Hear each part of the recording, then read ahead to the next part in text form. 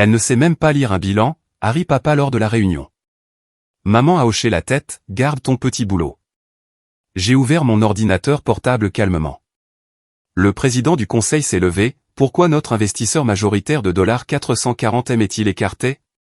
La salle du conseil est devenue silencieuse, à l'exception du petit rire condescendant de mon père qui résonnait sur les murs en acajou. Je savais que ce moment finirait par arriver. 3 ans à construire mon portefeuille d'investissement dans le secret le plus total. 3 ans à regarder mes parents rejeter chaque opinion que je proposais concernant leur entreprise de fabrication technologique en difficulté. 3 ans à entendre, ma chérie, laisse les adultes s'occuper des affaires, à chaque dîner de famille. Mais je ne m'attendais pas à ce que la confrontation se produise tout à fait comme cela. Mes parents, Richard et Patricia Chin, avaient bâti Chin Technologies à partir d'une entreprise lancée dans un garage il y a 25 ans. Ils fabriquaient des circuits imprimés spécialisés pour des applications aérospatiales et, pendant 2 décennies, ils ont dominé leur niche. Mais les 5 dernières années avaient été brutales. La concurrence étrangère, l'incapacité à innover et, franchement, certaines décisions financières catastrophiques les avaient laissés avec une hémorragie financière. J'étais leur enfant unique, leur fille Emma, qui s'était spécialisée dans quelque chose d'inutile selon eux, la finance computationnelle et les mathématiques appliquées au Massachusetts Institute of Technology. Après l'obtention de mon diplôme, j'avais accepté un poste dans ce que maman appelait « mon petit boulot » au sein d'une société d'investissement spécialisée à Boston. Ce qu'ils ignoraient, c'est que je n'étais pas simplement une analyste. J'étais associé, et j'avais passé les 3 dernières années à prendre des décisions d'investissement extrêmement calculées qui avaient fait fructifier mon portefeuille personnel, passant de ma prime à la signature et de mes premières options d'achat d'actions à quelque chose de substantiel. Très substantiel. La réunion d'urgence du conseil d'administration avait été convoquée parce que Chin Technologies était au bord du gouffre. Ils avaient épuisé leur ligne de crédit, s'étaient mis à dos 2 clients majeurs avec des retards de livraison et faisaient face à un dépôt de bilan potentiel dans les 60 jours. Le conseil était réuni depuis 2 heures avant mon arrivée, et j'étais délibérément arrivé en retard, me glissant sur un siège au fond de la salle. Maman m'avait repéré immédiatement. « Emma, que fais-tu ici ?» « C'est une réunion du conseil d'administration. »« J'ai été invité, » ai-je dit doucement, gardant une voix posée. Papa avait vraiment ri. « Invité ? Chérie, ce sont des affaires sérieuses. Nous discutons de l'avenir de l'entreprise. Je comprends cela. Et vous ? Le ton de maman était tranchant. Parce que nous parlons de restructuration financière complexe, d'échange de dettes contre des capitaux propres et d'obligations convertibles. Ce n'est pas quelque chose que tu peux chercher sur Google. J'ai ouvert mon ordinateur portable sans rien dire. Les membres du conseil ont remué, mal à l'aise. La plupart d'entre eux savaient pourquoi j'étais là. Le président avait insisté sur ma présence, mais mes parents étaient clairement dans l'ignorance. Marcus Webb, leur directeur financier, avait essayé de rediriger la conversation. Richard, Patricia, peut-être devrions-nous poursuivre avec l'ordre du jour. Nous devons discuter des propositions de refinancement. Dans 1 minute, a dit papa, toujours concentré sur moi. Emma, ma puce, j'apprécie que tu essaies d'être solidaire, mais ce n'est vraiment pas approprié. Ce sont des discussions confidentielles sur la situation financière de l'entreprise. Je suis au courant de la situation financière, ai-je répondu calmement. Revenu en baisse de 42% sur 3 ans. Perte d'exploitation de 18 millions de dollars rien qu'au dernier trimestre. Le taux de consommation actuel vous donne peut-être 8 semaines de trésorerie. La salle est devenue complètement immobile. Le visage de maman a rougi. Où as-tu entendu ces chiffres ? Les rapports financiers préliminaires.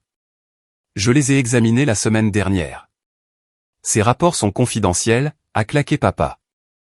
Qui te les a divulgués ? Thomas Harrison, le président du conseil et l'un des premiers investisseurs providentiels, s'est raclé la gorge. Richard, Patricia, je pense que nous devons. Non, c'est complètement inapproprié, a interrompu maman. Emma, je ne sais pas ce que tu penses faire, mais tu dois partir maintenant. Je n'ai pas bougé. Je suis un membre votant de ce conseil. J'ai tout à fait le droit d'être ici. Papa a vraiment ri à nouveau. Ce même son condescendant que j'avais entendu toute ma vie chaque fois que j'essayais de discuter affaires avec eux. Un membre votant. Emma, tu ne possèdes aucune action de Chin Technologies.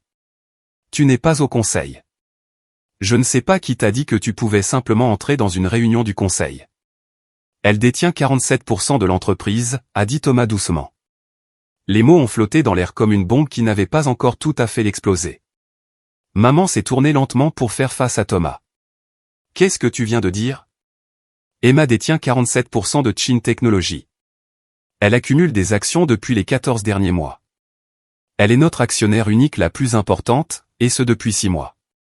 J'ai regardé le visage de mon père passer par la confusion, l'incrédulité, puis la colère. C'est impossible. Les actions sont étroitement détenues. Nous aurions dû approuver tout transfert. Les actions qu'elle a achetées provenaient de la réserve d'options d'achat d'actions des employés et de 3 membres du conseil qui ont vendu leur position, a expliqué Thomas. Toutes des transactions légitimes et sans lien de dépendance. Toutes correctement documentées auprès de la Security and Exchange Commission. C'est ridicule, a dit maman. Mais sa voix avait perdu un peu de sa certitude. Emma n'a pas ce genre d'argent. Sais-tu ce que valent 47% de cette entreprise? Basé sur votre dernière évaluation, environ 440 millions de dollars, ai-je dit doucement. Bien qu'honnêtement, cette évaluation était généreuse. Basée sur la performance actuelle, j'estimerais la valeur réelle plus proche de 320 millions de dollars, ce qui signifie que j'ai surpayé d'environ 120 millions de dollars. Le silence qui a suivi était assourdissant. Marcus fixait l'écran de son ordinateur portable, ses doigts volant sur les touches. Mon Dieu, il a raison. Les dossiers sont tous là. Comment ai-je raté ça? Parce que les achats ont été effectués par le biais de 3 sociétés à responsabilité limitée différentes, ai-je expliqué. Toutes correctement divulguées, mais il fallait fouiller un peu pour toutes les relier à moi. Papa s'est levé, sa chaise raclant bruyamment contre le sol. C'est une sorte de blague. Emma, à quel jeu joues-tu? Pas de jeu, papa. Je suis une investisseuse et, franchement, je suis inquiète. Cette entreprise a de sérieux problèmes. Elle ne sait même pas lire un bilan, a dit papa, se tournant vers les membres du conseil comme pour faire appel à leur bon sens. Sa voix montait maintenant, perdant son vernis professionnel. Elle a 28 ans. Elle travaille comme une sorte d'analyste junior. Elle est associée directrice chez Quantum Capital, a interrompu Thomas. Elle dirige leur portefeuille technologique depuis 2 ans. Son fonds a rapporté 43% l'année dernière. Le visage de maman était devenu pâle. Ce n'est pas possible. Nous l'aurions su. Tu nous l'aurais dit. Pourquoi, ai-je demandé simplement. Pour que vous puissiez le rejeter comme vous avez rejeté tout ce que j'ai jamais fait? Me dire comment je ne comprends pas le monde réel? M'expliquer que mon petit boulot n'est pas du vrai business. Ne prends pas ce ton avec nous, a claqué maman. Mais il y avait quelque chose de désespéré dans sa voix maintenant. Alors ne me rejetez pas dans une réunion du conseil, ai-je répondu, gardant ma voix posée. Je suis ici en tant qu'investisseuse, une investisseuse majoritaire, en fait, puisque j'ai conclu un accord d'achat ce matin pour 8% supplémentaires auprès de Daniel Rothstein. J'ai fait un signe de tête à l'un des membres du conseil qui avait l'air nettement mal à l'aise. Cela m'amène à 55% actionnaire majoritaire. La salle a explosé. 3 membres du conseil ont commencé à parler en même temps. Marcus tapait frénétiquement. Maman et papa me fixaient simplement comme si une deuxième tête m'avait poussé. Thomas a frappé son marteau. De l'ordre, s'il vous plaît. Calmons-nous tous et abordons cela rationnellement. Il n'y a rien de rationnel là-dedans, a dit papa. Sa voix était plus calme maintenant, mais plus dure. Si c'est vrai, et je ne dis pas que je le crois encore, mais si c'est vrai, alors quoi? Qu'est-ce que tu penses faire exactement, Emma? Débarquer et sauver l'entreprise avec ta vaste expérience des affaires? Je vais voter pour approuver le plan de restructuration proposé par Thomas, ai-je dit. Celui que vous étiez sur le point de rejeter. Maman s'est tournée vers Thomas. Quel plan de restructuration? Thomas a fait glisser un document sur la table. Quantum Capital, par le biais de l'un de ses fonds, a offert un investissement de 200 millions de dollars. Cela donnerait à Chin Technology le capital pour réoutiller la ligne de fabrication, investir dans la recherche et le développement que vous avez réduit, et embaucher la direction senior dont vous avez désespérément besoin. En échange, ils prennent une obligation convertible qui leur permettrait d'augmenter leur position en capital à 65% si certains jalons de performance ne sont pas atteints. Absolument pas, a dit papa immédiatement. Nous n'allons pas nous diluer pour devenir des actionnaires minoritaires de notre propre entreprise. Vous êtes déjà des actionnaires minoritaires, ai-je souligné. Je possède 55% depuis ce matin. C'est du piratage d'entreprise, a dit maman, sa voix tremblant de fureur. Tu essaies de voler l'entreprise que nous avons bâtie. J'essaie de la sauver, ai-je corrigé. Si vous déposez le bilan, vous perdrez tout. L'entreprise sera liquidée. La marque sera vendue pour pièces. Et les 240 employés perdront leur emploi. De cette façon, l'entreprise survit, grandit, et tout le monde garde son emploi. Sous ton contrôle, a dit papa amèrement. Sous une gestion professionnelle, ai-je corrigé. Je vote pour maintenir Thomas comme président. Je vote pour faire venir Catherine Walsh d'Innovat en tant que directrice générale. Et je vote pour créer un nouveau comité exécutif qui tiendra réellement la direction responsable devant le conseil. Et qu'en est-il de nous, a demandé maman doucement. J'ai croisé son regard. Vous resterez au conseil. Vous garderez vos salaires, réduits au taux du marché, et vous aurez la satisfaction de voir l'entreprise que vous avez bâtie continuer d'exister au lieu d'être démantelée devant un tribunal des faillites. C'est insensé, a dit papa. Il faisait les 100 pas maintenant, passant ses mains dans ses cheveux.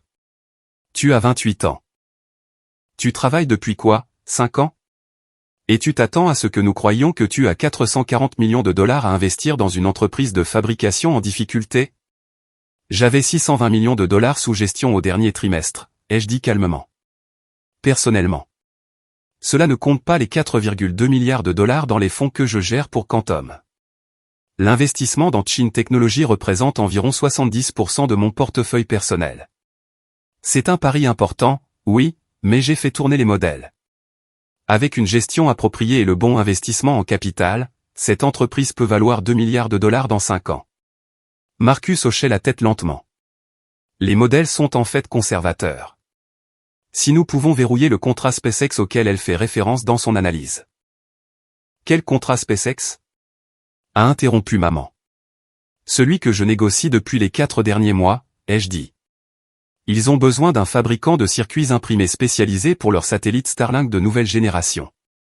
Chin Technology a les capacités parfaites, mais vous n'avez pas le capital pour gérer le volume de commandes.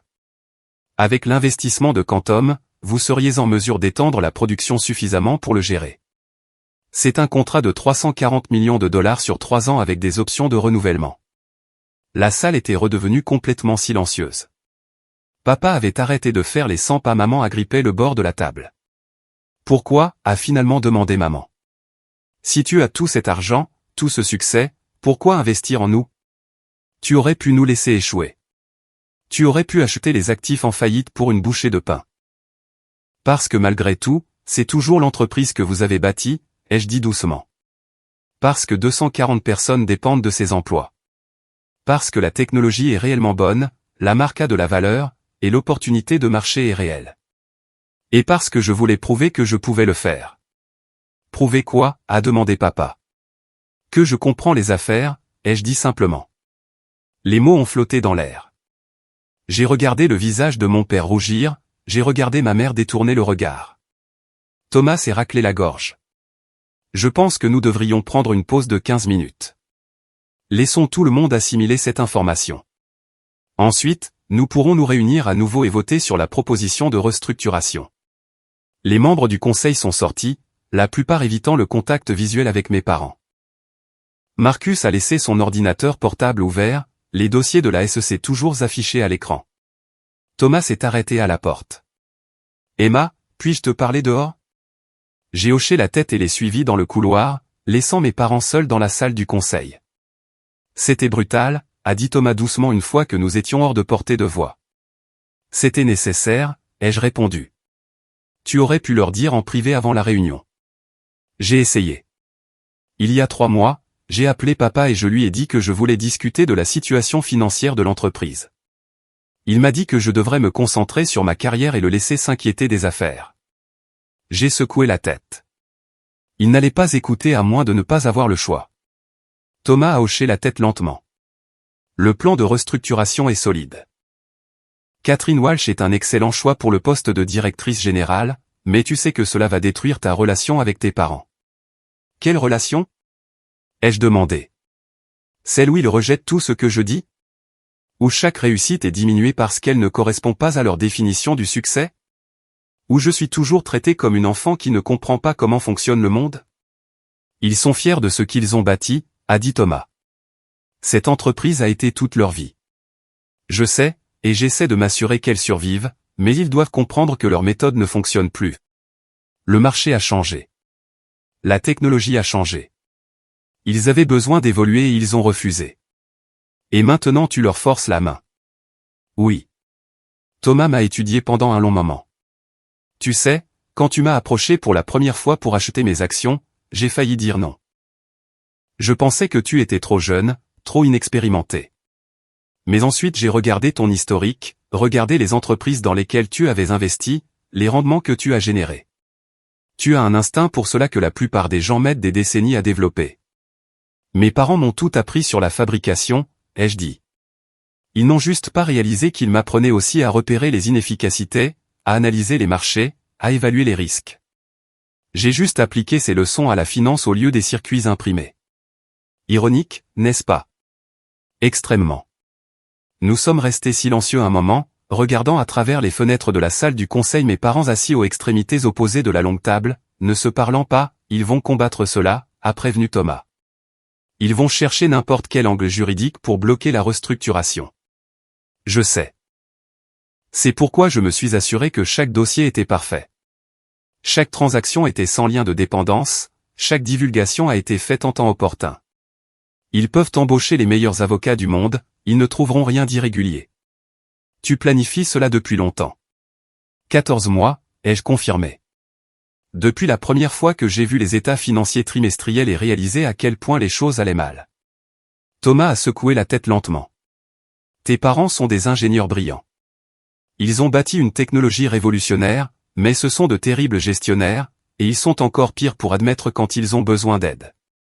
C'est pourquoi le plan de restructuration met de vrais opérateurs aux commandes. Des gens qui savent comment faire croître une entreprise de fabrication, comment gérer les chaînes d'approvisionnement, comment gérer la croissance. Mes parents peuvent se concentrer sur ce pourquoi ils sont réellement bons, l'ingénierie et le développement de produits, juste pas la gestion des opérations quotidiennes. Penses-tu qu'ils accepteront cela? Ils n'ont pas le choix. Je contrôle 55% des actions. Je peux les surpasser lors de n'importe quel vote. Ce n'est pas ce que j'ai demandé. J'ai soupiré. Non, probablement pas. Du moins pas au début.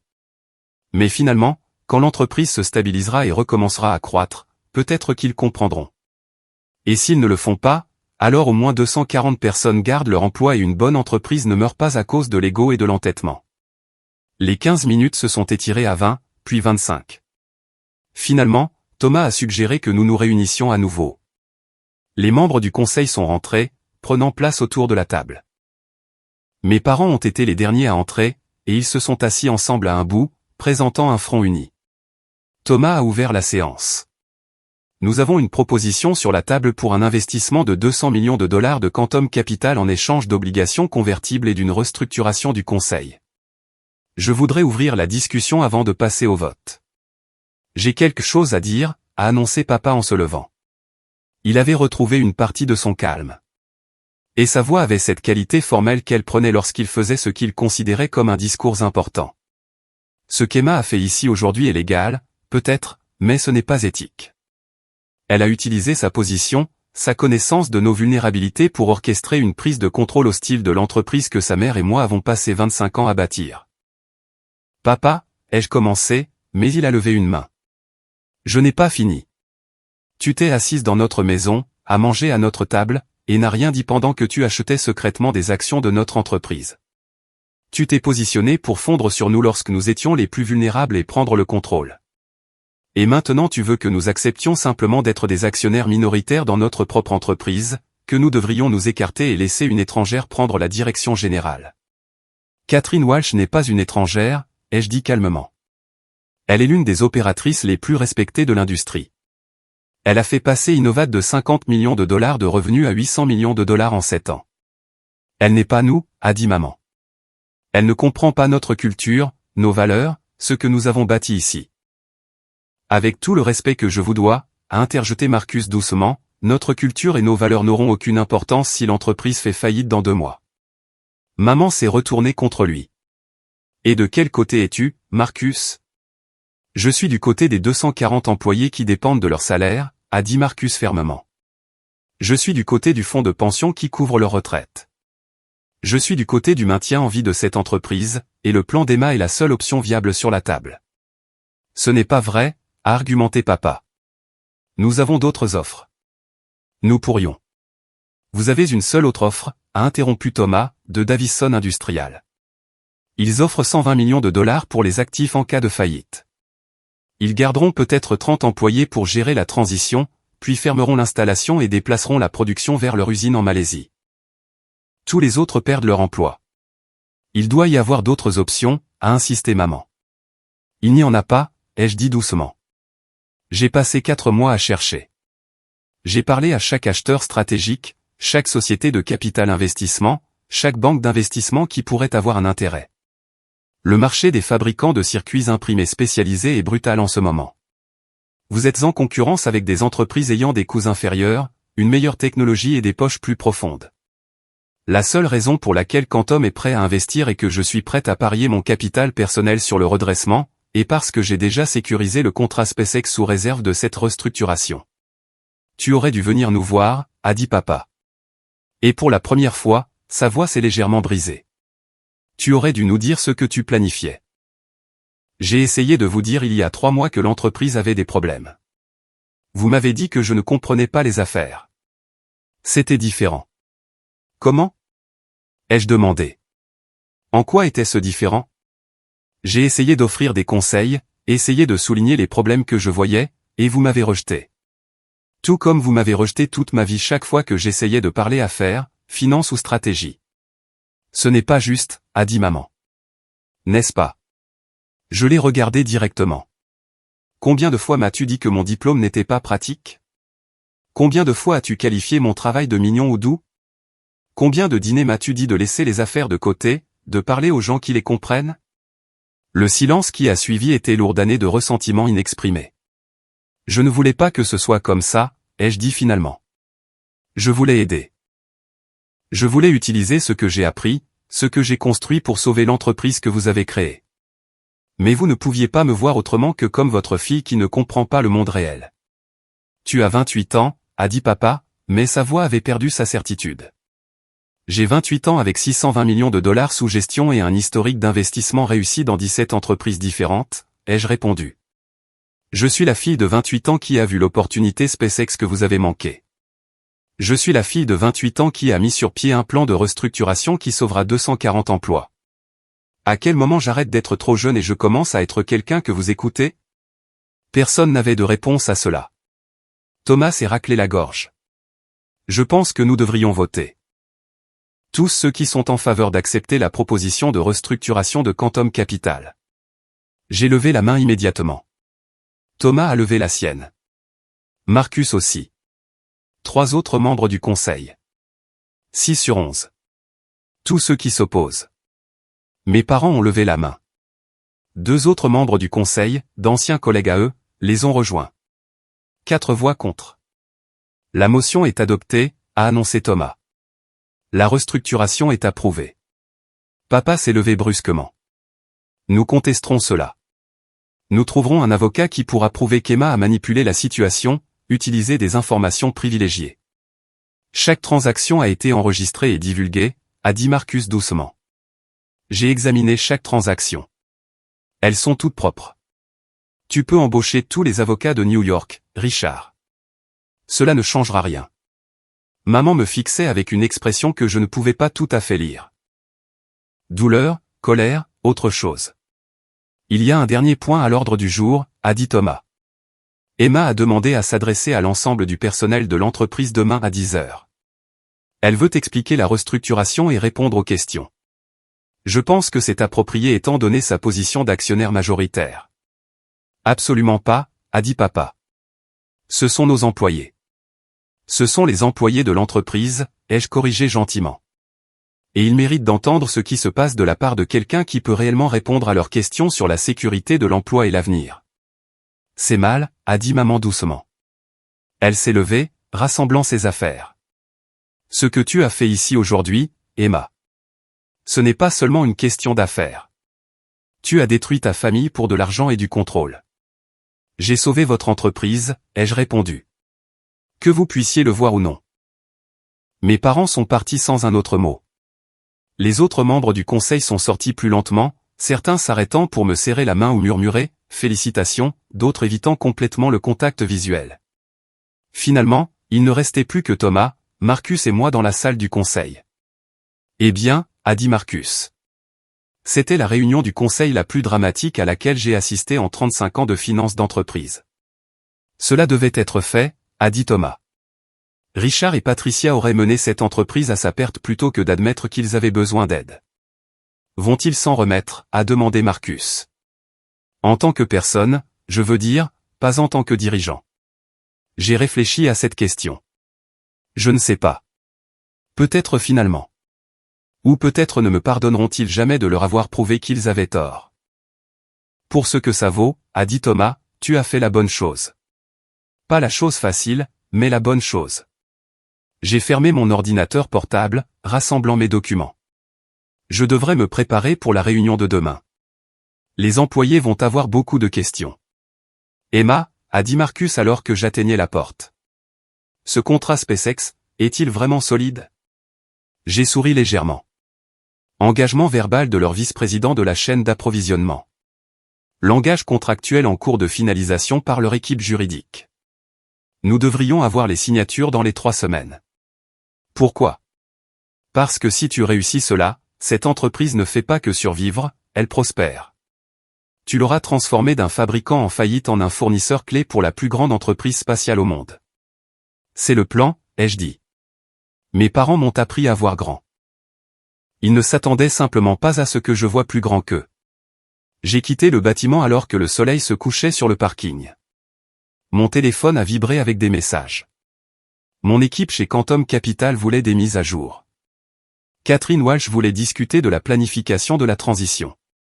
Mon avocat voulait confirmer que les documents de restructuration étaient correctement déposés, mais il n'y avait rien de mes parents. Je suis resté assise dans ma voiture pendant un long moment à regarder le bâtiment de Chin Technology. 25 ans du travail de mes parents.